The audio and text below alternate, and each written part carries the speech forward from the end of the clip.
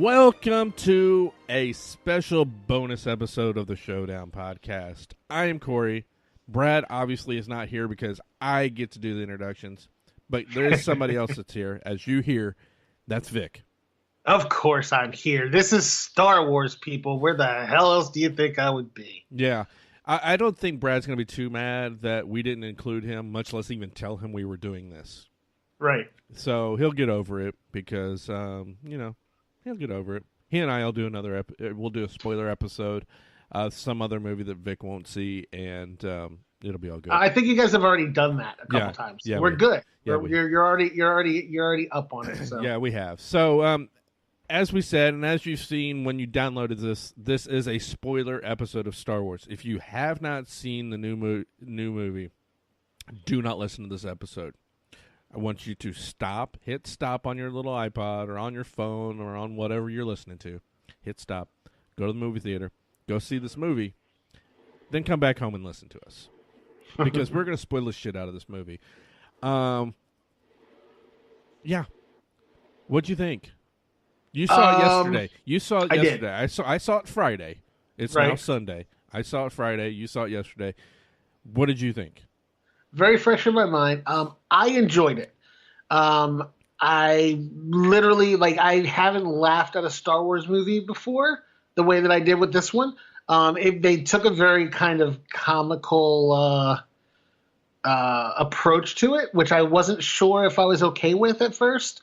But a lot of jokes. There were the jokes were actually kind of well placed and pretty well timed, in my opinion. Mm-hmm. Of course, Brad may think differently.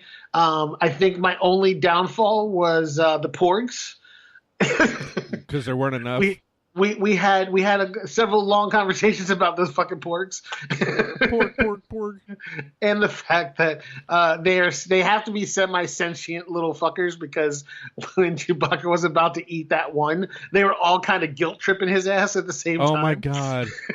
Oh my god. I audibly said, "Oh." Really? Yeah. You know why I said aw? I said aw because fucking Chewbacca didn't get to have his dinner. That's why I said aw.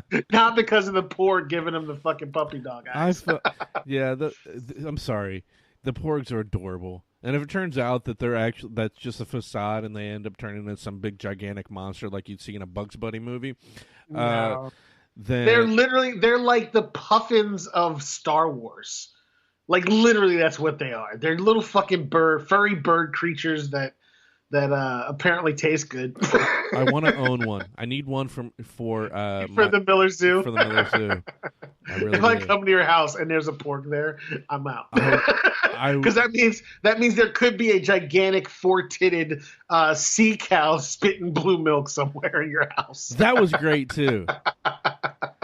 I mean, I'm sure now that I think back on it, I think it was done for the laugh, but because at the time you're like, oh, it's a very good throwback to like when we first met, Luke, and he was sitting at the table drinking his blue milk, and you wondered where did that come from? Well, Ryan Johnson. Yeah, you're like, Ryan Johnson answered that for you.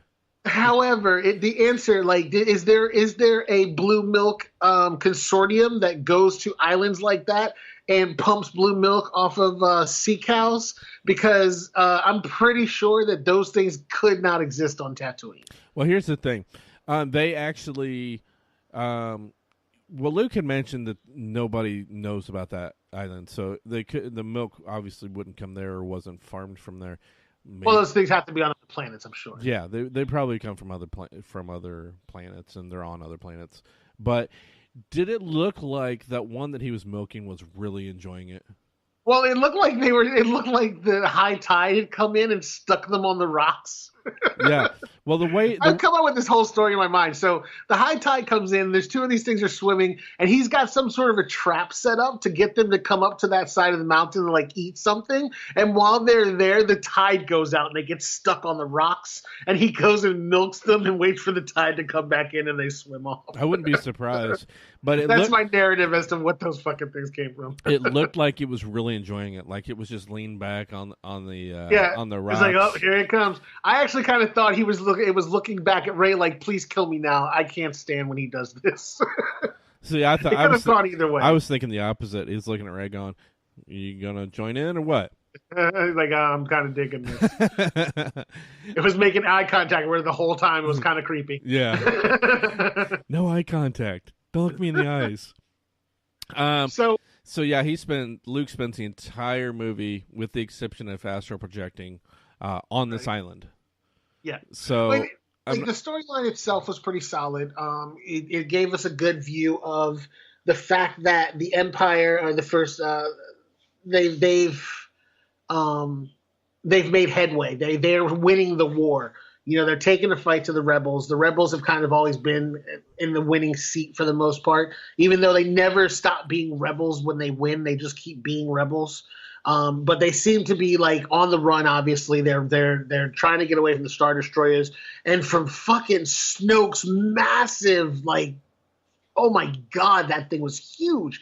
The Dreadnought was twice the size of the fucking the Star Destroyers, and his fucking flagship was like 60 of those fuckers put together. It was amazing. Did you watch it?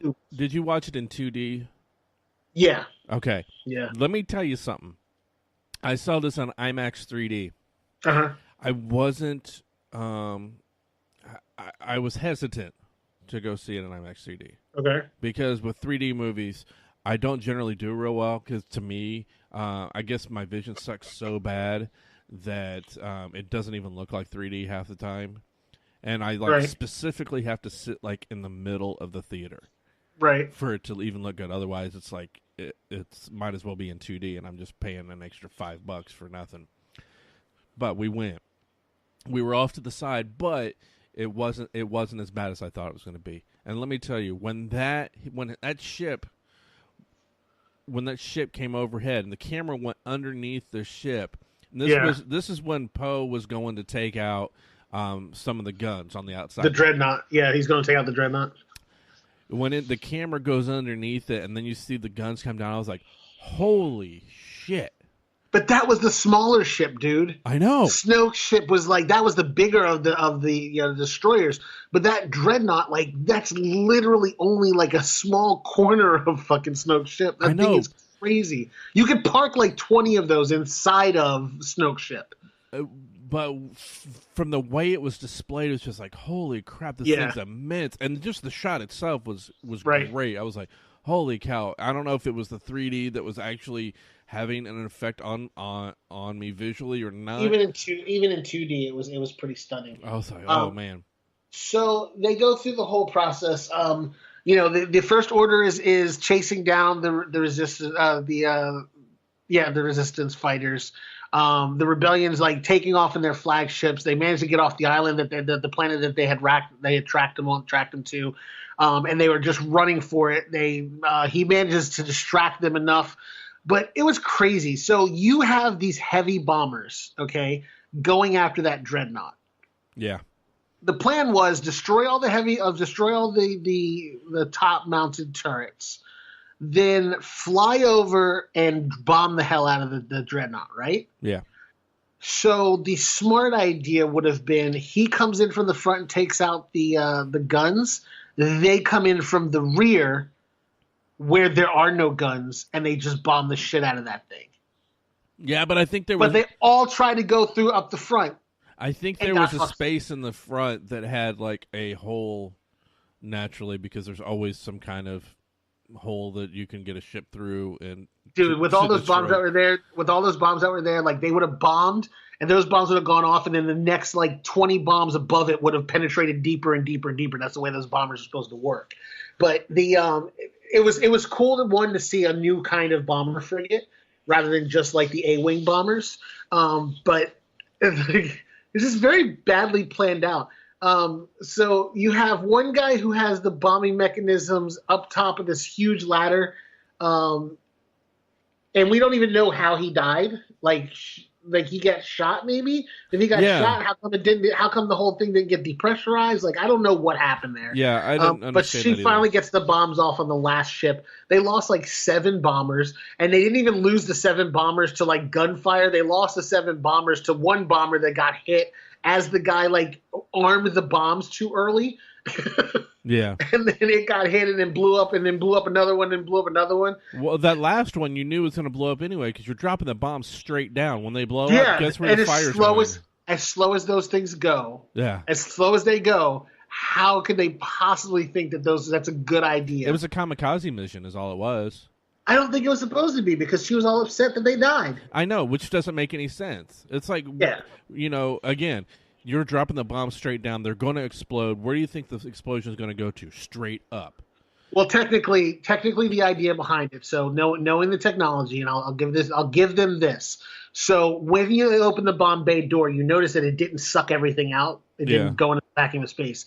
So, and you'll notice that like the landing bays and everything on the ships are open to space. There's a force field that goes over those units. So when they drop the bombs, as long as their field is up, the explosion basically won't touch the ship itself.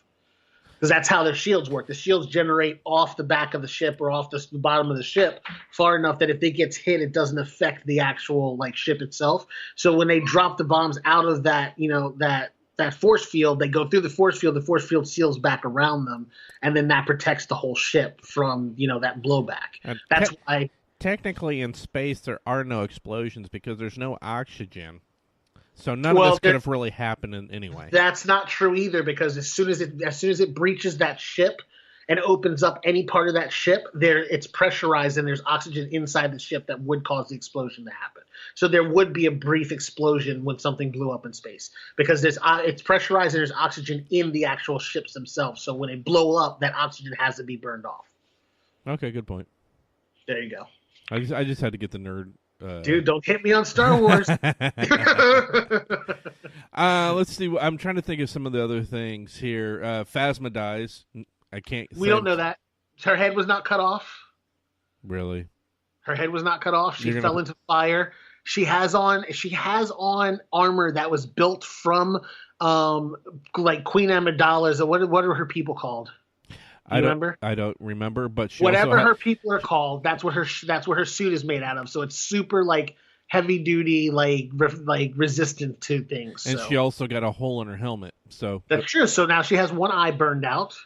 And you fall backwards in the fire. The front of you doesn't necessarily have to burn. She's going to put her hand over the hole. So are you going to tell me? First reaction is to protect your face. Oh well, I was gonna try and make the joke. You're gonna tell me Darth Maul's still alive, but I guess he was cut in half. So I guess that out. And actually, in the cartoons, he does come back. How the hell does he come back? Body. So when he fell down into that hole, he was down. It cauterizes the wound first of all, right? So when he fell down in the hole, he still had enough life function to there were these like android mechanical things down there that basically fixed him and made him into half a man. So he's like half robot. Well, he's got legs and stuff now, but he had like a little spider like walker thing that half of his body sat on and he walked around with. But yeah, so he looked like a spider. Well, the little seat thing he walked around on was you saw Wild Wild West, right? Yeah. You know when he like pulls the legs out of the wheelchair and it kind of starts to walk, kind of thing. It was imagine that. That's what it was.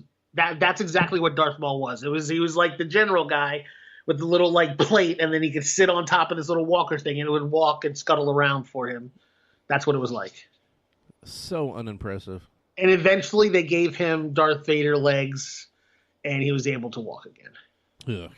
Anyway, let's stop talking about episode 1. No, it's not episode 1. It's a cartoon. No, I know, but that's where the conversation started. But it's canon. Yeah. Believe it or not. Anyway, back to the movie. The other thing so we'll talk about disappointments, okay? So because that's kind of what we're doing. Yeah, let's do disappointments, and then we'll do another disappointment that I had was they built up this whole huge like in the I thought there was going to be more to the battle scene on the Salt Red Planet. Right. Like when they had the giant gorilla walkers and they were all after him and all this stuff. I thought there was going to be a lot more of a battle scene, but it literally was like a cut scene from Battlefront 2. It's all you really got out of it. Yeah. And they we have to stop that cannon before it gets here. That cannon was fucking massive. Yep. It was huge, but it made a little teeny tiny mouse hole in that door. And my son brought up a very good point. When Finn was flying his speeder down the middle of that beam that was melting the guns off the speeder and like fucking up the speeder, how come he didn't burst into flames? My thinking was an open cockpit. My thinking was that he was probably getting a little hot. I don't think he was straight on with the laser. He was like off to the side. It was melting the ship. Well, he wasn't head on with it, so all right. So it wasn't as hot as it was where everything else was getting melted. I don't know. I didn't notice it, to be honest with you. I really did want more of a battle scene. I wanted to see more of the guerrilla walkers kind of tramping in and going after him, and it was just kind of like a line of guerrilla walkers and his fucking ship.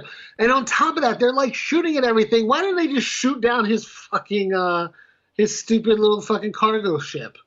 His shuttle, like aim for the shuttle, people, and that ends the whole thing because Hux and Kylo both go down. Yeah. Oh, speaking of Hux, I thought it was funny when Poe was trying to communicate with him at the beginning. Oh god, that was so funny. That's what started me out with the whole. I can't believe they're going to turn this into a comedy scene. And he's like, "Yeah, I'm waiting for Hux." Yeah. Someone get him for me. Yeah. It's like, no, kind of tasty. Yeah. So funny. I thought he kept saying Hugs. I know his name's Hux, but I thought he was just calling him Hugs just to be funny. Oh, it was so hilarious. And he's like, "Can you hear me?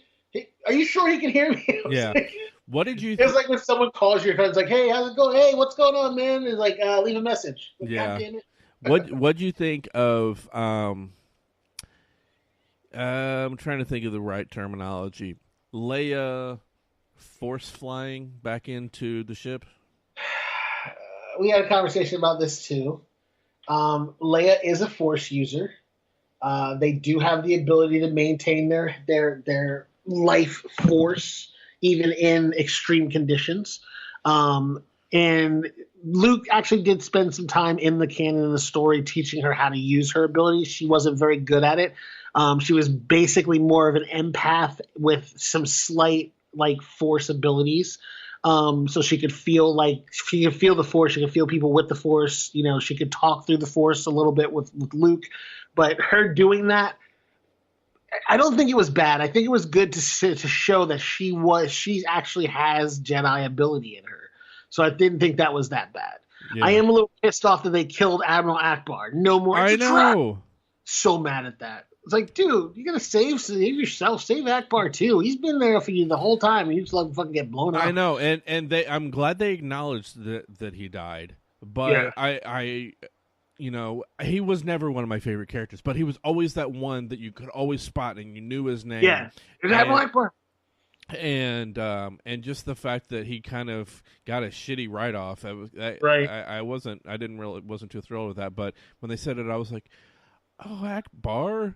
Yeah. So yeah. But here's something. So here's another question I had for you too, and I wasn't sure. I thought I saw this, but he was about to fire on the bridge of the ship, and Kylo, and he stopped himself. But the other two TIE fighters came by and launched, and that's who blew up that ship. Right. Then they told him get out of there. When he flew out, I swear to God, he shot down that TIE fighter. Oh, I don't know. I'd have to go back and rewatch it. I think he shot it down or he bumped it into the side of the ship and blew it up. But I really do think he killed that TIE pilot for trying to kill his mom. I'll end up rewatching this. Yeah, I will. So I'll take a look. Speaking of that whole thing, let's stick with that for a second. Okay. I noticed somebody as one of the pilots. Okay. And it was just real quick, and then he was killed because he was blown up. Right. And I was like, was that James Corden? Now, I don't know if you know who James Corden is. Yeah, I know who he is. He's the one that does the rap battles with everybody. Yeah, he's the one that does the car karaoke, and he's got his own talk show. I was like, that dude looked just like James Corden. You're talking about the first guy that got blown up, right? I don't know. The very first one in. I don't know. I think he was. I know you're talking about, but I don't. I looked at him and I thought maybe that I may have thought I knew who he was, But that's not who I would have thought it was. But yeah, you'll have to take that second look. I did get on Twitter later on, and was kind of looking through tweets, just seeing what people had to say. And somebody said, did I see James Corden in the new Star Wars? I was like, I knew it. So I either somebody looks just like him, or that was him. And you have to be. It's so quick. It's like maybe 3 frames, and it's gone. So I remember. It's one of those things. But here's something else, and I tweeted Ryan Johnson this, and I'm guaranteed I'm not going to hear back. For those of you that don't know, you probably already do if you're listening to this. Ryan Johnson directed it. I asked him, where was Greg Grunberg and Ken Jeong?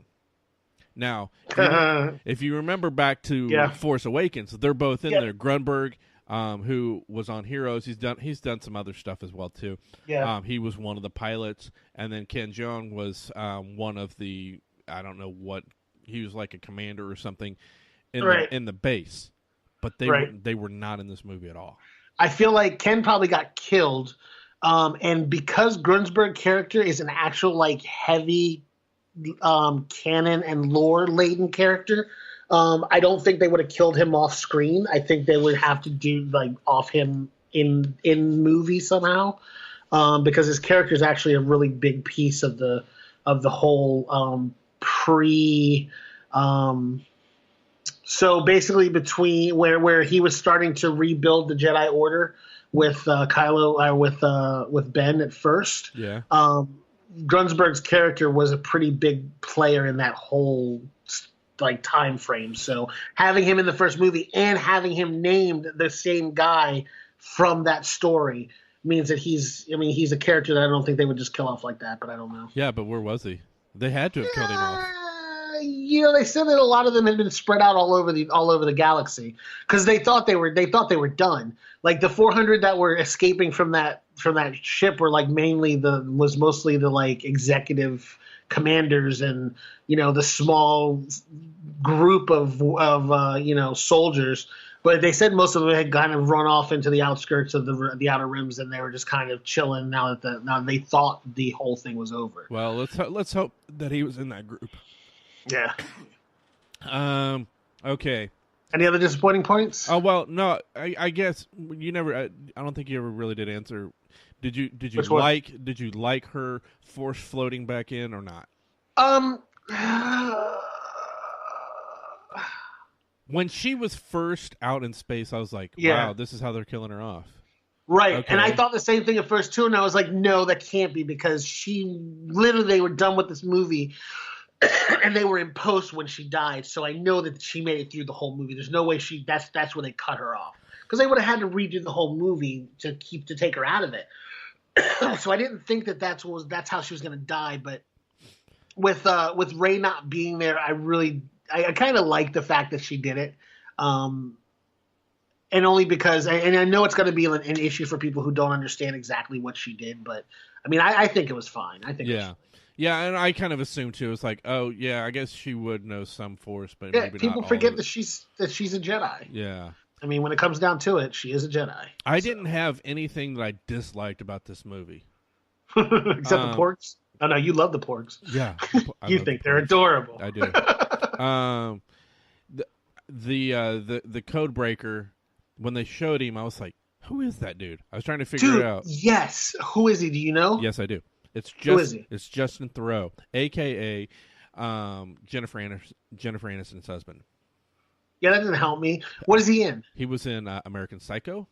He was also in Wanderlust with Jennifer Aniston and Paul Rudd. The little like stutter thing he did was driving me nuts. No. That's the fake code breaker. The real code breaker.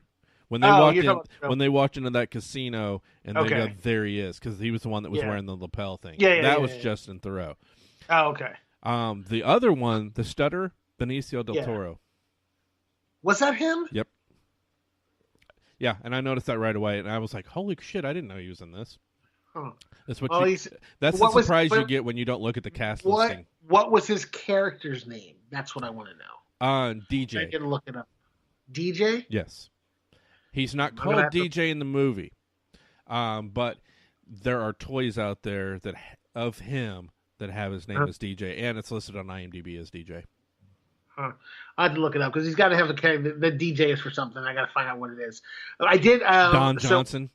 So, in the storyline of Star Wars, they don't have hackers. They don't have crackers. They have slicers.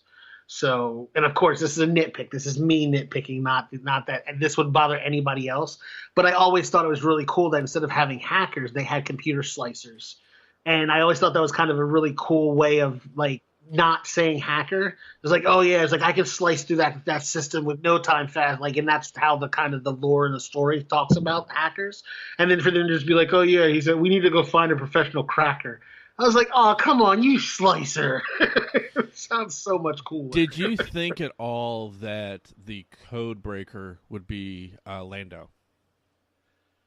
No, I think they kind of played that into it, but I did expect to see Lando there. Like, I kind of thought that Lando would be there. Yeah, even if just a cameo. Yeah. You know? No. I did not, and I'm going to look back and see. So when they first got there, you saw that one water ship, that one spaceship that was in the water, and then it flew off. Do you remember that? I didn't notice it, no. So right at the beginning, like right when they start flying in, there's this ship that kind of it's in the water, and then it just kind of goes off of the waterfall, and then it just flies off into space.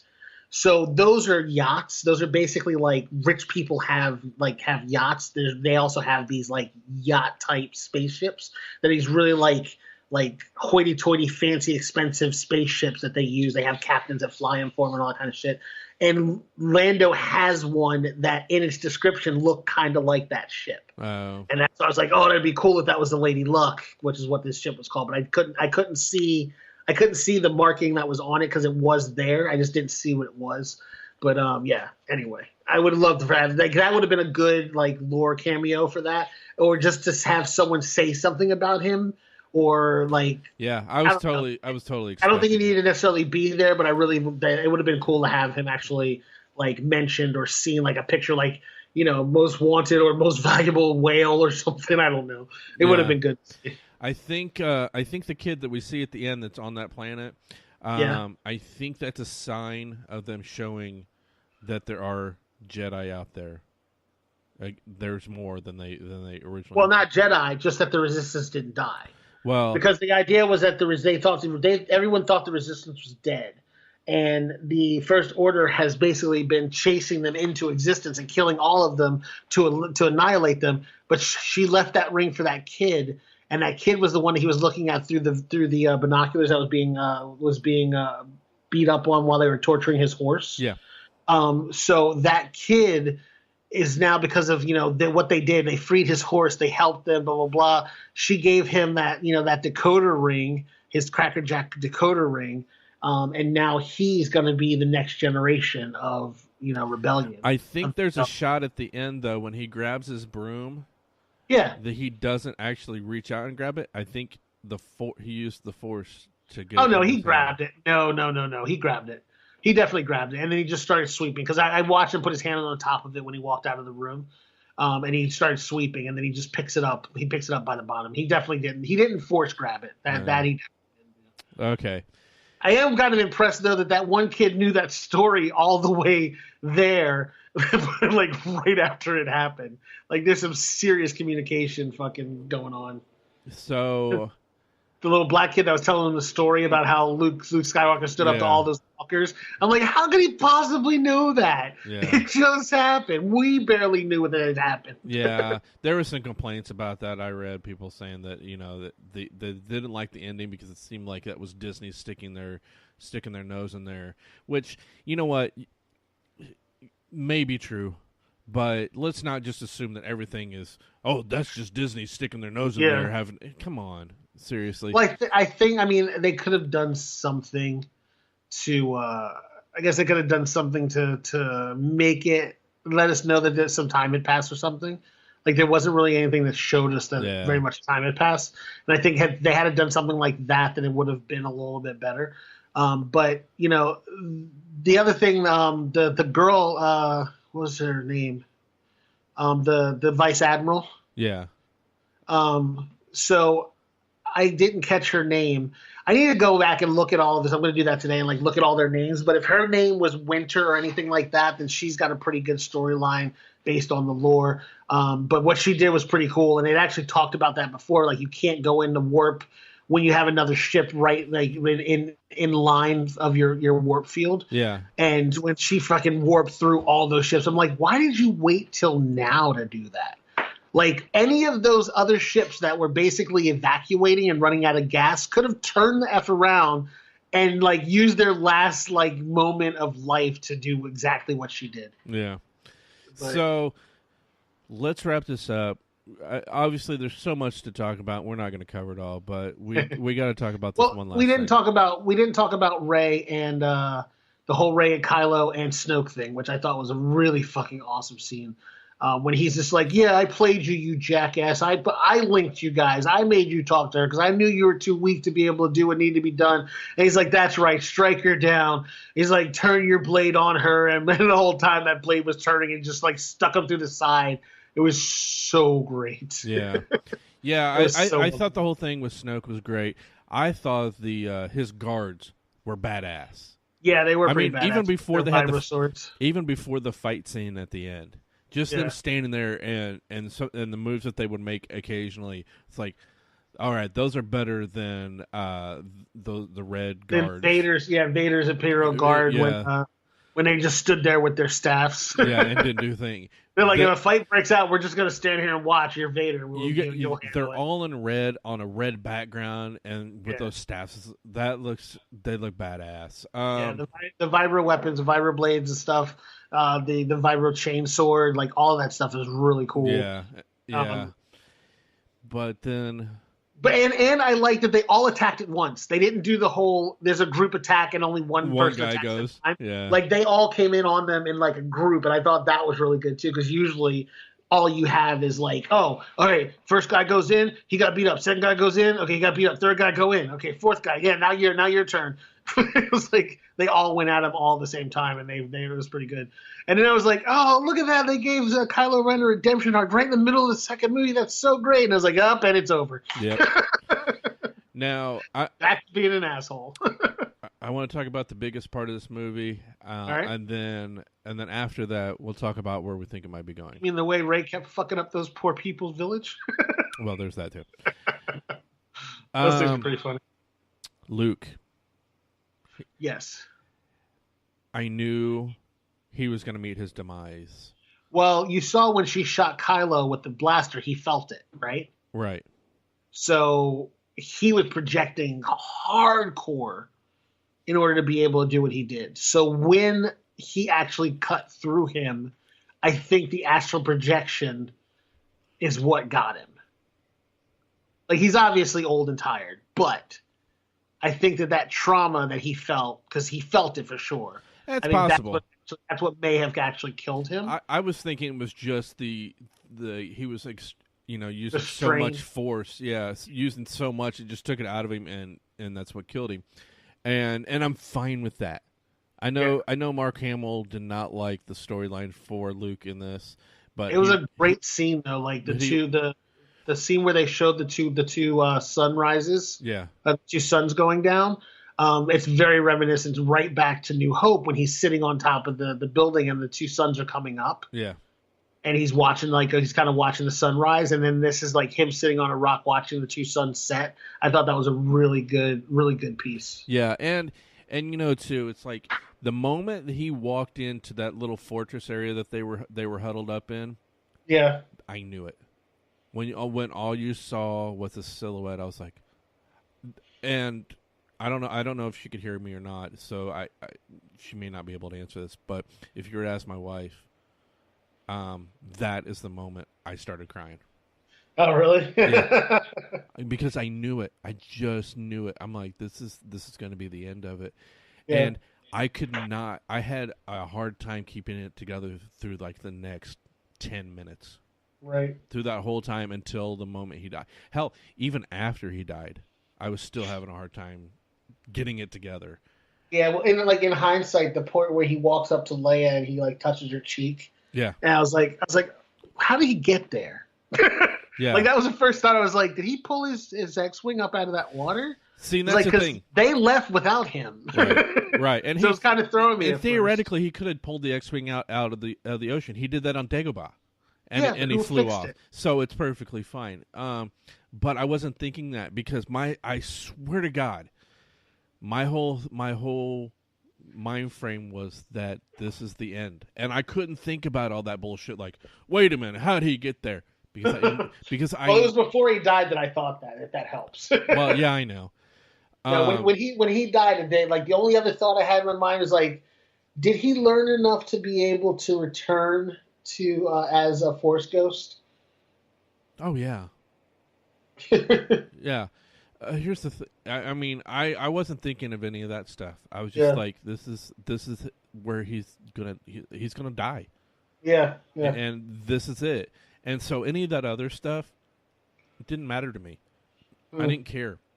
I didn't care about semantics. I didn't care about. Well, there's no way he could have got in there. Shut up. Just shut up. Not you. I'm just speaking in general. I know. Because there are lots of people online that are talking this shit. It's like, just shut up. Just watch it. Right.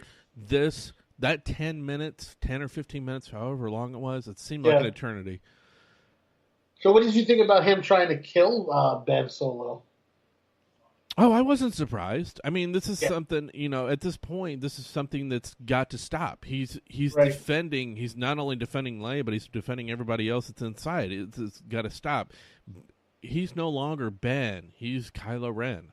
So, it's got to stop. He fought Vader and was willing to kill Vader. So, why not his nephew too? Now, here is where this is my thought on Episode 9, and I'll see what you think.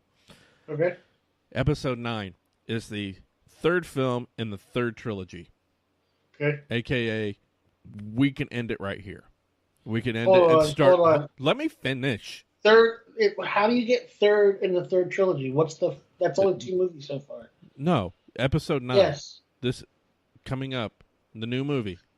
Oh. Will be Episode 9. One after this. Yes. Okay, yeah. Will be Episode 9. Now, obviously, we've already lost Carrie Fisher. Right. They're going to kill her off in this movie. Right. You've got to know this. Still haven't worked that out yet. How that happens, don't know. Not exactly worried about that. Right. But when you kill her off, that leaves one more person in that Skywalker family with Skywalker genes. That just leaves Kylo Ren. In Episode 9, he also dies. That ends the Skywalker line. That ends the 3 trilogies. We start Episode 10 with somebody else's storyline, and everything with the Skywalkers is in the past and is referenced, but, right. They move on. That's my prediction. So you think there's going to be a hard stop at the end of 9? Yeah, as far as that family line, yeah. I think at the end of the movie, maybe Kylo turns around and he ends up being good, but still dies in the end. I don't know. Figure it out. So here's the problem. Luke had a wife, and I believe they had a child. Who? So Luke. In the overall arcing story and the universe of Star Wars, he had a wife, Mara Jade, and I think they had a kid. So there are still more Skywalkers out there. I don't think so. I don't think I know so. It's 100% canon. It's definitely a thing. I'm just saying, like, they're going to at some point want to bring back the Jedi. And they're going to need someone to do that, and that's how they'll do it, in my opinion. But as far as this last movie goes, it's going to be it's somewhat of a happy ending in some way, shape, or form. So they're going to have to end the First Order somehow, and then obviously have the hero standing. The question is, to what extent are they going to have him standing, and what are they going to do there? Because we already know that they're doing the Han Solo standalone movie, and they're supposed to be doing some other stuff. So I mean, the extended universe is what they're going to work into once they're done with us. So. All right. Well, we will go ahead and end this spoiler episode. Obviously, we weren't going to get into everything and didn't really want to. We'd be here all afternoon talking stuff, but we did want to kind of get some thoughts out there. Yeah, Corey's got to go out and find a living porg. Yeah, that's where I know. That's why I've got to cut this episode off now. I've got to go look for some, see if I can find some to add to my zoo here. So with that, we want to thank you for listening. Be sure, if you just happen to be listening to this because it's Star Wars related and you've never heard our show before, come back and listen to some of our other episodes. Go back. We've got a whole slew of episodes going back 3 years, but we actually talk about movies that are older we determine whether or not they're still any good. So check out some of those. We thank you for listening, and we will talk to you next time. See ya.